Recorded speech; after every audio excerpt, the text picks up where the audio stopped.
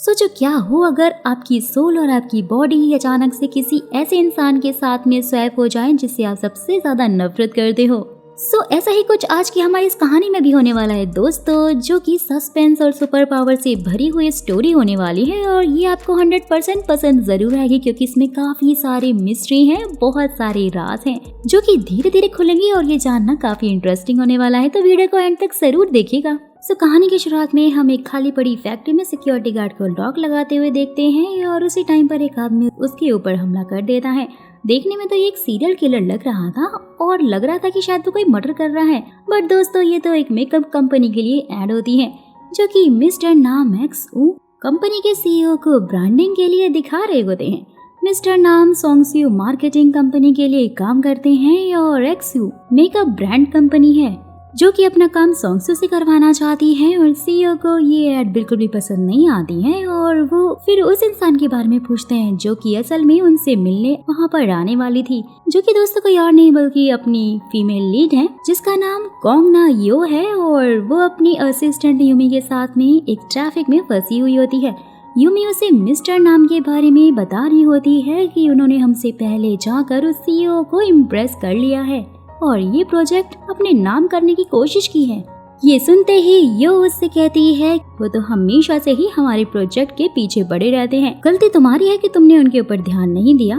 और ये कहते हुए वो टैक्सी ड्राइवर को 4 गुना पैसे ऑफर करती है और जल्दी उसकी जगह पहुंचाने के लिए बोलती है। ड्राइवर फिर पैसों के लिए जल्दी से उसे मीटिंग में पहुंचा भी देता है, जिसके बाद वो फटाक से टैक्सी से उतरकर 3 मिनट में मीटिंग में किसी को आने के लिए कहती है। सीईओ ना को देखते हुए कहता है कि जब ये प्रोजेक्ट मैं तुम्हारे साथ करने वाला था तो मिस्टर ना को क्यों भेजा गया?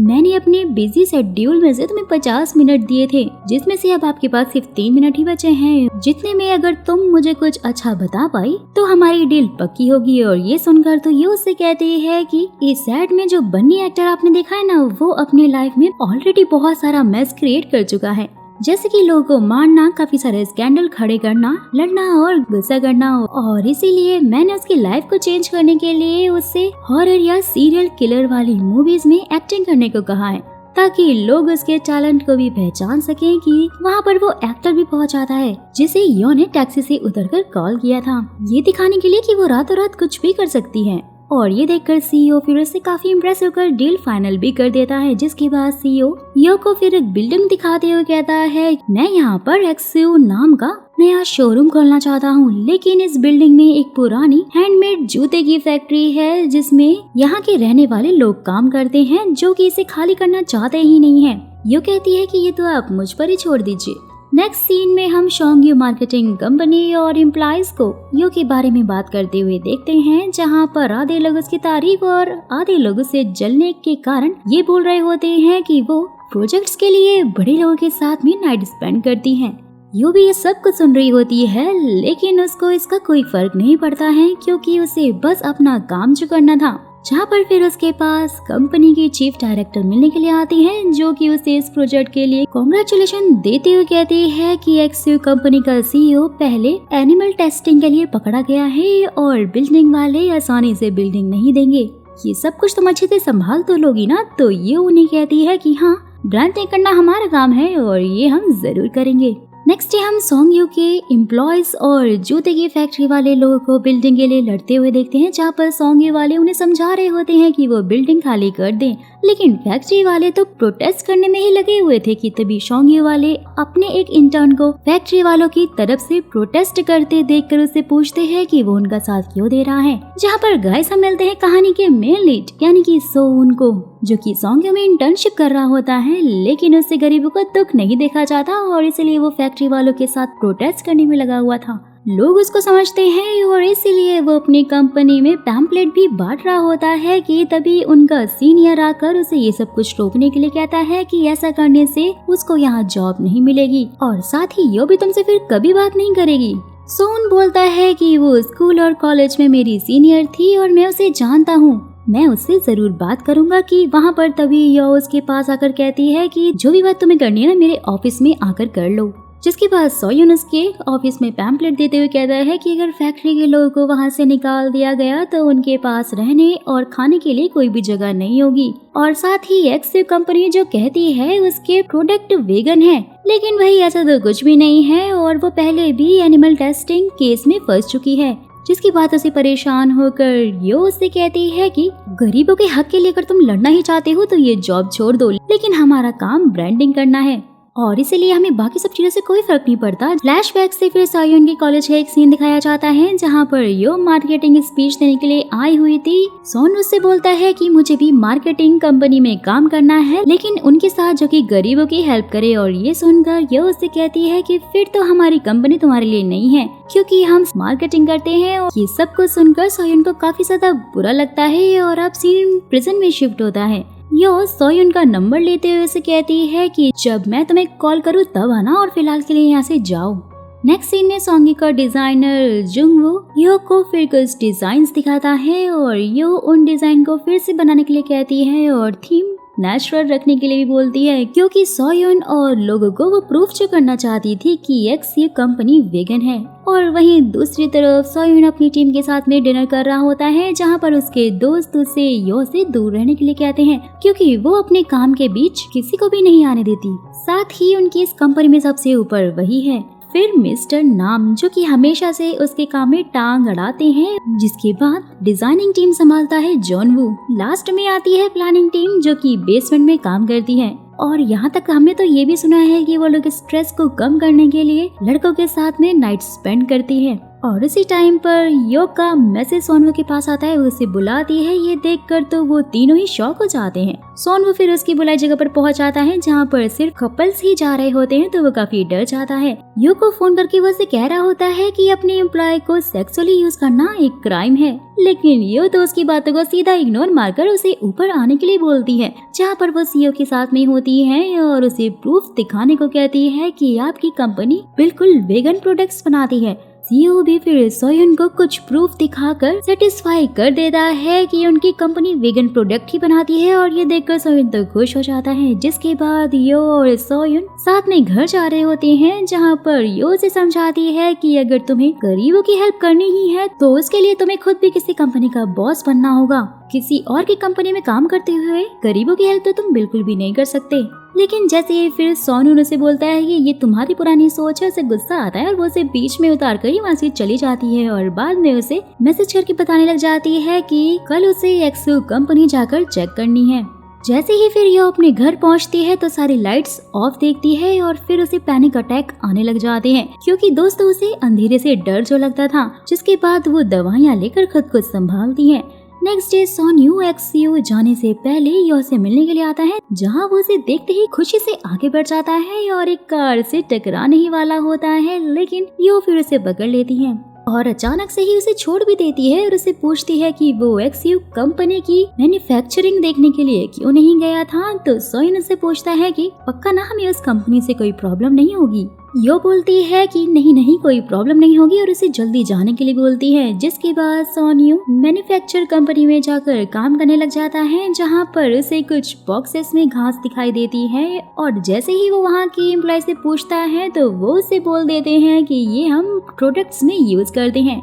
और वहीं दूसरी तरफ से यो को कॉल करके सोनू के बारे में पूछने लग जाता है कि कहीं वो कोई प्रॉब्लम तो नहीं खड़ी कर देगा। यो भी फिर उन्हें रिलैक्स करने के लिए बोलती है। जिसके बाद जो वो एक्सयू की न्यू डिजाइन्स यो को दिखाता है जो कि उसे काफी पसंद आती हैं और दोनों फिर एक दूसरे के काफी ज्यादा क्लोज खड़े हुए होते हैं। ये देखकर युमी को जलन हो रही होती है क्योंकि दोस्तों युमी जुंगवू को काफी लाइक जो करती थी, लेकिन भाई यहाँ पर तो जुंगवू यो को लाइक करता था। वहीं दूसरी तरफ सोयुन घर लौटने के लिए जब रेलवे स्टेशन पे पहुंचता है तो वो नोटिस करता है कि वो तो अपना फोन फैक्ट्री में ही भूल गया है और जैसे ही वो फैक्ट्री जाता है देखता है कि रात हो चुकी है, सब लोग जा चुके थे और उसे अपना फोन भी वहीं मिल जाता है। लेकिन दोस्तों उसी टाइम पर वहाँ पर कुछ अजीब सी आवाजें आती हैं और जैसे ही वो देखता है तो वहाँ पर एक रैबिट होता है। थोड़ा बहुत सर्च करने के बाद उसे एक रूम मिलता है जिसे खोलते ही वो देखता है कि वहाँ पर बहुत सारे रैबिट पिंजरों के अंदर बंद थे। ये देखते ही वो हैरान हो जाता है कि सीईओ ने उसे झूठ बोला था कि वो लोग एनिमल टेस्टिंग नहीं करते हैं और वहाँ की सारी वीडियो वो अपने फोन में रिकॉर्ड कर लेता है और जाकर सारी की सारी यो को दिखाते हुए कहता है कि हमें उनके साथ में काम नहीं करना चाहिए। यो भी फिर सारी फुटेज और वीडियोस अपने फोन में सेंड करके सोनवू के फोन से सारी की सारी डिलीट करने के लिए बोलती है कि हम इसके पैसे ऑलरेडी ले चुके हैं, तो ये बात किसी को भी पता नहीं चलनी चाहिए, वरना मैं तुम्हें नहीं छोड़ूंगी और मार दूंगी। वैसे भी अब ये मेरा काम है और मैं अपनी पूरी जान लगाकर ये काम जरूर करूंगी। ये बोलते ही वो तो उसे वहाँ से भगा ही देती है, जिसके जाने के बाद यो के सर में दर्द होने लग जाता है और उसे घंटे की आवाज सुनाई देती है। अचानक से कुछ याद आने लगता है और वहीं सोनवू वहाँ से निकलकर एक टेम्पल जाकर वहाँ की लगी घंटी बजाता है। और दोस्तों इसी के कारण यो को प्रॉब्लम हो रही थी, जिसका साफ मतलब यही है कि इनका इस घंटी से कुछ तो कनेक्शन है। जिसके बाद यो फिर उस सीईओ को जाकर सारी वीडियो और फुटेज दिखाकर पूछती है कि उसने ये सब कुछ उससे क्यों छुपाया। तो सीईओ से कहता है कि वैसे भी मुझे इन सब चीजों से कोई फर्क नहीं पड़ता और इनको छुपाना तुम्हारा काम है। यो उसे सब कुछ क्लियर करने के लिए और ज्यादा पैसे मांगती है और सीईओ से दे भी देता है और साथ ही बोलता है कि मेरी कंपनी का राज बिल्कुल भी बाहर नहीं आना चाहिए। नेक्स्ट डे सोनू फैसला कर लेता है कि एक्सी की सच्चाई वो खुद सबके सामने लेकर आएगा और इसलिए वो दोबारा से फैक्ट्री जाता है। जैसे ही वो रूम चेक करता है वहाँ पे पहले जैसा कुछ भी नहीं था, वहाँ पे कोई भी जानवर नहीं होता है और ये देखकर फिर एक एम्प्लॉय उससे कहता है कि हम कोई भी एनिमल टेस्टिंग नहीं करते हैं और इसीलिए तो हमें ब्रांडिंग के शोरूम बनाने की परमिशन मिली है। ये सब कुछ सुनकर सोनू तो काफी शॉक हो जाता है कि ये आखिरकार कैसे हो सकता है, वहाँ के लोग अब कहाँ रहेंगे। जहाँ पर दोस्तों ये भी पता लगता है कि उस ब्रांडिंग के ओनर ने सीईओ को वो बिल्डिंग ऑलरेडी दे दी थी। साथ ही सोंगसू कंपनी ने वहाँ के प्रोटेस्ट करने वाले लोगों को बहुत सारे पैसे देकर एक एग्रीमेंट पर भी साइन करवा लिया है कि उन्हें यहाँ शोरूम बनने से कोई प्रॉब्लम नहीं है। लेकिन उसके बावजूद भी उन सब में से एक वर्कर जिसका नाम मिस्टर ली है, वो अभी भी ये मानने के लिए तैयार नहीं हुए थे, क्योंकि जूते बनाना ही उनकी लाइफ बन चुकी थी। यूमी फिर मिस्टर ली के बारे में जाकर यो को बताती है, तो यो मिस्टर ली की बेटी की फेसबुक आईडी चेक करके यूमी से बोलती है कि तुम कोई भी काम ठीक से नहीं कर सकती हो ना। ये बोलते ही वो वहाँ से जाने लगती है कि तभी मिस्टर नाम जो कि उनकी बातें सुन रहे होते हैं, वो यूमी को भड़काने लग जाते हैं। यो और तुम दोनों के दोनों एक साथ ही कंपनी में आए थे, लेकिन अपनी प्रमोशन मिलते ही वो तो तुम्हें अपना सर्वेंट ही समझने लगी और इसलिए तुम जरा उससे बच कर रहना। वहीं दूसरी तरफ यो मिस्टर ली के पास आकर उनकी बेटी का हवाला देते हुए इसे काफी सारे पैसे भी ऑफर करने लग जाते हैं कि मिस्टर ली उससे गुस्से में अपना चाकू निकालकर उसे डराने लगते हैं। सोयुन आकर मिस्टर ली का हाथ पकड़ लेता है, जिससे कि चाकू सोयुन के सर पर लगता है और ये देखकर तो मिस्टर ली वहाँ से भाग ही जाते हैं, क्योंकि वो उसे मारना नहीं चाहते थे, वो तो बस उन्हें डरा रहे थे।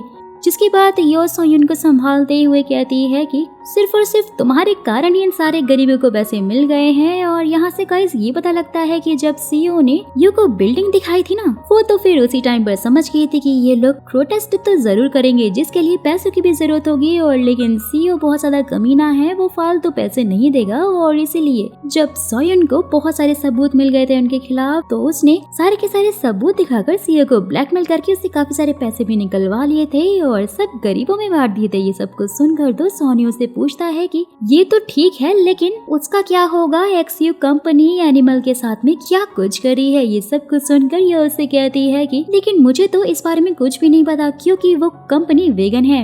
ये देखते ही सोनियम को काफी शौक लगता है और वो समझ आता है कि वो अपने लिए किसी भी हद तक जा सकती है।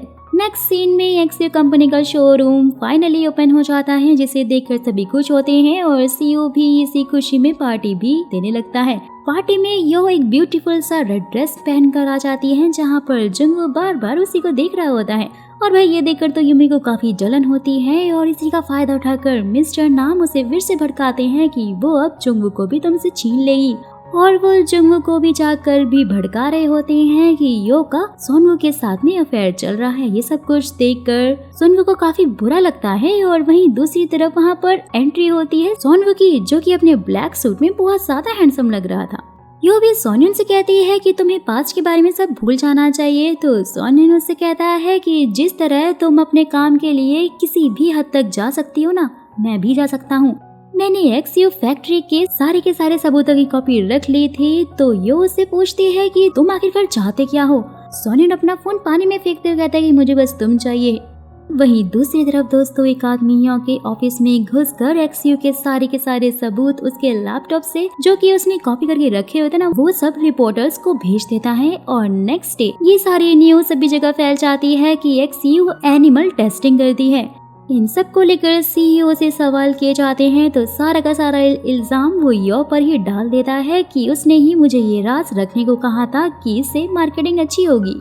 ये न्यूज यो के हायर मैनेजर और ओनर तक जाती है और इसी कारण से उसे जॉब से निकाल दिया जाता है क्योंकि उसकी वजह से मार्केटिंग कंपनी भी काफी बदनाम हो गई थी। ये देखकर सबसे ज्यादा खुशी तो यूमी को ही होती है जो कि शायद अब उसकी दुश्मन बन चुकी थी।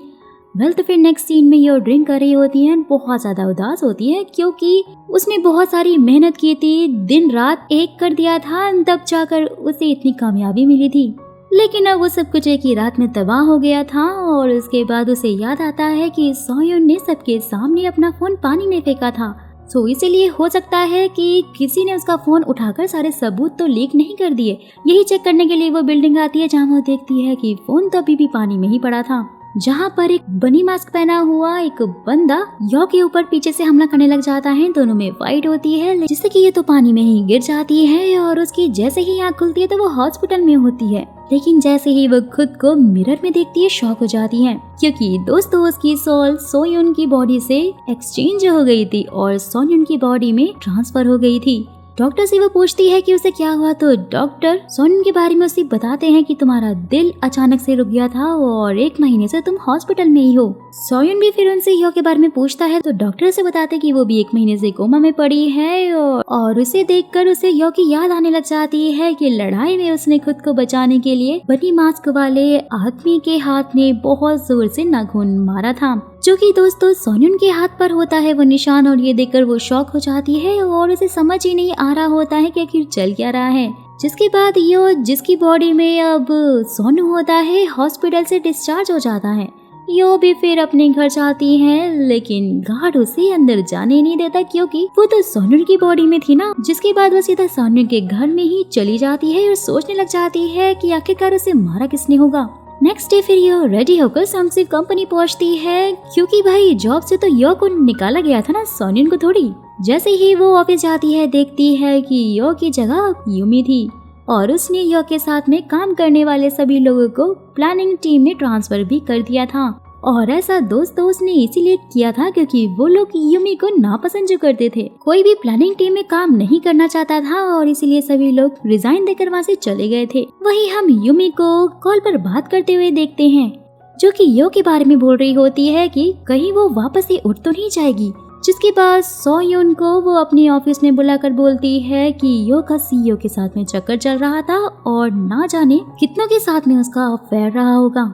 ये सुनते ही सोन्यू की बॉडी में ये बोलती है कि ये सारी हरकतें उसकी नहीं बल्कि तुम्हारी हैं। यूमी उसे कहती है कि अगर यो की तुम्हें इतनी ही फिक्र है तो शू फैक्ट्री वाला केस आज तुम ही देखोगे और उसे ठीक करना तुम्हारी जिम्मेदारी होगा। यो फैक्ट्री चेक करने के लिए पहुंच जाती है जहां पर मिस्टर ली सोनवू का कॉल पकड़ के उसे पूछ रहे होते हैं कि वो यहाँ पर आखिरकार क्या लेने के लिए आया है कि तभी यो उसके हाथ पर वही निशान देखती है दोस्तों जो कि सोनू के हाथ पर भी था और वो काफी कंफ्यूज हो जाती है कि आखिर उसे किसने मारा होगा। जिसके बाद वो मिस्टर ली के टेबल से चाकू उठाकर अपने पॉकेट में डाल लेती है और उन्हें बताती है कि हमारी वजह से आपको बहुत कुछ झेलना पड़ा था और इसलिए मैं यहाँ पर आपकी हेल्प करने के लिए आया हूँ और अब से हम आपकी शूज की ब्रांडिंग और मार्केटिंग दोनों ही करेंगे। नेक्स्ट सीन में यह अपना सामान लेकर प्लानिंग टीम में पहुंच जाती है जहां पर प्लानिंग टीम के मैनेजर जूरी जो कि 15 साल से कंपनी में काम कर रही होती है, लेक्स जो कि एक गे है और जेनी जिसे हमेशा ही सोशल मीडिया का बुखार रहता है, वो तीनों ही उसका वेलकम करते हैं जो कि उसे बिल्कुल भी पसंद नहीं आता। और तो और इन तीनों ने कभी भी कोई भी काम सही से नहीं किया और इसीलिए यो ने उन्हें प्लानिंग टीम में डाल दिया था। यो फिर उन तीनों को मैनेजर बनकर बताती है कि उन्हें यूमी ने शू फैक्ट्री की ब्रांडिंग का काम दिया है तो इसीलिए हमें 1 हफ्ते में ही उसकी सारी प्रेजेंटेशन देनी है। जिसके बाद वो उन तीनों को काम देने लग जाती है। जूरी सभी सेलिब्रिटीज को कॉल करके ब्रांडिंग के लिए पूछे, जेनी इसको सोशल मीडिया पर शेयर करे और जूरी इसका सारा कॉन्सेप्ट रेडी रखे। वहीं दूसरी तरफ यूमी ने प्रमोशन मिलने की खुशी में सभी सेलिब्रिटीज को पार्टी दी हुई होती है और वहीं एक लेडी उसे बताती है कि उसे उसकी कंपनी के हैंडमेड शूज की ब्रांडिंग के लिए कॉल आया था। यूमी तो उसके लिए मना ही कर देती है। और दोस्तों वहीं वो बनी वाला एक्टर बैठा हुआ था जिसे ये बात बिल्कुल भी पसंद नहीं आती है। तो यूमी से कहती है कि तुम उसके साथ में सोए थे ना और इसलिए तुम्हें अब काफी बुरा लग रहा है। जिसके बाद वो आदमी यूमी के ऊपर ही ड्रिंक्स डालकर वहाँ से जाने लग जाता है। ये देखते ही यूमी भी चिल्लाती है तो जुंगवू उसे अपने साथ में घर ले आता है। और तो और उसे रास्ते में भी लोग कॉल पर शूज की ब्रांडिंग की बात कर रहे होते हैं, जो कि सबको इनकार करने लगती है कि वो इससे अच्छी एड उन्हें दिलवा देगी। जैसे ही फिर जुंगू से पूछता है कि वो ये सब कुछ क्यों कर रही है तो यूमी बोलती है कि उसे यो के बॉयफ्रेंड यानी कि सोनवू से बहुत ज्यादा नफरत है और इसलिए जुंगू से भी कहता है कि लेकिन वो तो उसका बॉयफ्रेंड नहीं है। नेक्स्ट सीन में यो फिर एक वीक बाद शू ब्रांडिंग की प्रेजेंटेशन देती है, लेकिन यूमी को वो बिल्कुल भी पसंद नहीं आती। जिसके बाद वो सबके सामने उसकी हंसी उड़ाने लगती है, जिससे कि यो को काफी ज्यादा बुरा लग रहा होता है। तो प्लानिंग टीम के मेंबर उसका मूड सही करने की काफी कोशिश कर रहे होते हैं और वो तो लेकिन उन पर ही चिल्लाने लगती है। वो अपना सारा गुस्सा उनके ऊपर निकालते हुए कहती है कि तुम लोग ही लूजर्स हो। लेक्स बोलता है कि ये बोलने का तुम्हें कोई भी हक नहीं है। यो फिर उसकी और भी ज्यादा बेइज्जती करने लग जाती है। लड़कियों के कपड़े पहनकर नाचने वाला आदमी मुझे ना ही बताए तो अच्छा होगा, और ये बात उसे काफी ज्यादा बुरी लग जाती है। नेक्स्ट सीन में यो फिर अपनी बॉडी को हॉस्पिटल देखने के लिए जाती है और सब कुछ याद कर रही होती है कि लास्ट टाइम उसने और सोनवू ने किस किया था और शायद इसीलिए उनकी बॉडी भी स्वैप हो गई है। तो अगर वो ऐसा दोबारा करे तो शायद वो पहले जैसी हो जाएंगे। जिसके बाद दोस्तों वो अपनी बॉडी को किस करने की कोशिश करती है, तो जहाँ पर फिर जुंगू पहुँच जाता है और उसे बोलता है कि ये क्या कर रहे हो तुम। सो गाइस फिलहाल तो यहीं पर इस सस्पेंस के साथ में इस एपिसोड का दी एंड होता है, लेकिन आगे की कहानी और भी ज्यादा इंटरेस्टिंग होने वाली है। रियल विलन कौन होने वाला है और इनकी बॉडी जो स्वैप हुई है वो वापस से अपनी बॉडी में जा पाएंगे या नहीं, और धीरे धीरे और भी ज्यादा मिस्ट्री खुलने वाली है। ये सब मैं आपको बताऊंगी अपनी नेक्स्ट वीडियो में। और अगर आप चाहते हैं कि मैं जल्द से जल्द उसे भी एक्सप्लेन करूँ तो मुझे मेरे कमेंट बॉक्स में नेक्स्ट पार्ट सुन जरूर लिखिएगा। जाने से पहले चैनल को सब्सक्राइब, वीडियो को लाइक करना मत भूलिएगा।